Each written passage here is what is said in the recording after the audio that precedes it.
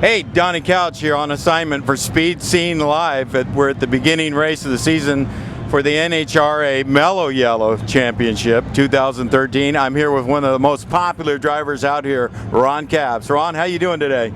I'm good, but this Donnie Couch on assignment thing is kind of funny. I don't know, am I supposed to keep a straight face with that? Hey, wait a minute. I'm like Ed McCullough. I'll knock you on your ass, right? And what's our saying about Ed McCullough? Don't be a victim.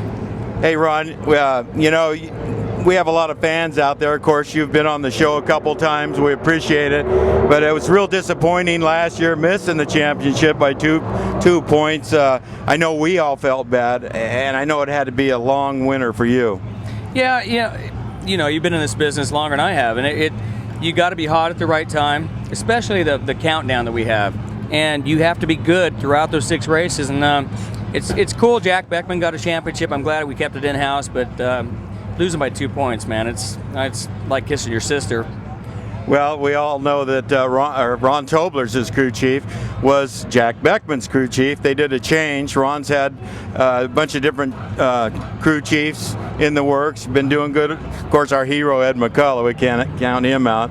But now I think things are settling down. Ron's real methodical. He's one of the best in the business. And we also know that he kind of babysits, and these crew chiefs all work together on your team.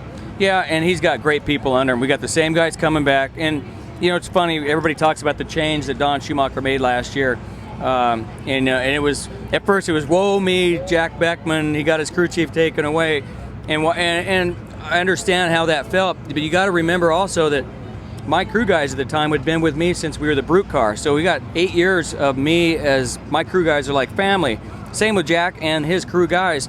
And then I had Tim Richards, the general, you know, that just got up and retired right there on the spot at the Vegas race. So it was cool that we had the ability to move people around, but Jack ended up beating us for the championship with Todd. So it was, while it was tough and I felt bad for Jack, you know, I was happy for the guys that used to be my crew guys over there, but you know, we spend more time on the road than we do at home, and so our guys on the road are our family. So it made it tough at first, but I've grown accustomed to having crew chiefs kind of moved around, I guess. Well, you know, I know that you don't take much time off, even when you're not racing the NHRA trail, because you see in sprint cars, modifieds, nostalgia funny cars. I think anything with wheels we've seen you in.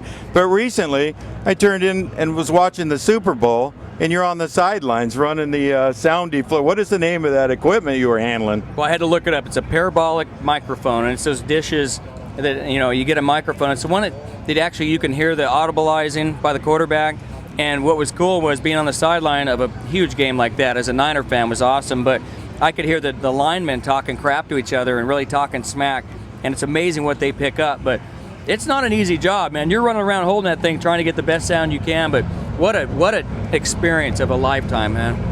Well, we were seeing what were the odds. Everybody bets on the game. We were betting to see if you're going to get run over by a linebacker or something. But hey, how about we bring that out here and we tone in on the smack talk from the crew members, or maybe you guys we can snoop around with these crew chiefs, see what's going on with them.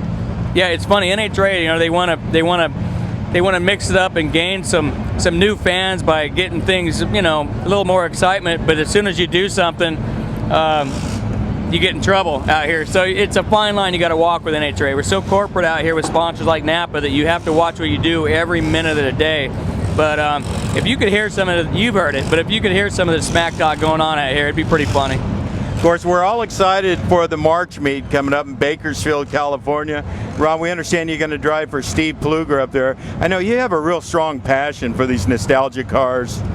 I do, and I can remember going I can remember going when Soapy Sales' car was out there. It was one of the only really nostalgia funny cars when they had the front motor cars that you guys were doing, and everybody was trying to kick this nostalgia funny car thing off. And of course, my buddy Jeff Gaynor got me into one of his cars, and I was hooked. In fact, it was one of the NHRA nostalgia races we ran here at Pomona, and I drove his car and Poldy tuned it. And what an experience that was to drive a 70 CUDA body nostalgia funny car with Dale Poldy, you know, pointing at me through the windshield. That was pretty cool. But you know what? We're here at the Winter Nationals, and my mind is already at the March meet. I love racing nostalgia cars. I love the people, the racers. I love getting up there. Some people think that smell up at Famosa is a petri terrible smell of those, the orange peelings over there.